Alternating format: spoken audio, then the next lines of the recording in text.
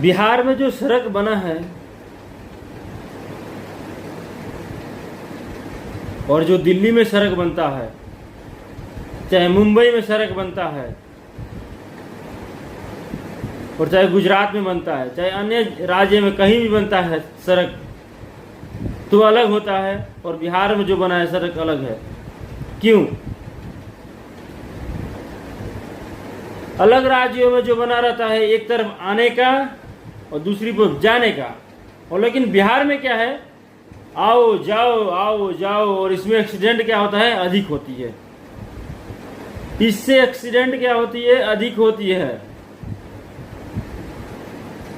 तो हम बिहार सरकार से बोलना चाहते हैं कि जिस तरह अन्य राज्यों में सड़क की प्रक्रियाएं हैं, एक तरफ से लोग आते हैं दूसरी तरफ से जाते हैं, वैसे ही बिहार में एक तरफ से आए और एक तरफ से जाए, ऐसा बनाया जाए।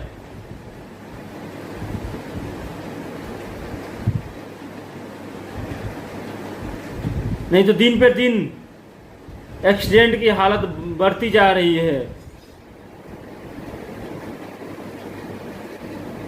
हर दिन हजारों की संख्या में बिहार में लोग मर रहे हैं, घायल हो रहे हैं एक्सीडेंट से। इसलिए सरकार से गुजारिश है, हाथ जोड़ के गुजारिश है कि एक तरफ आने का दूसरी तरफ जाने का प्रक्रियाओं का नियम पालन किया जाए बिहार में।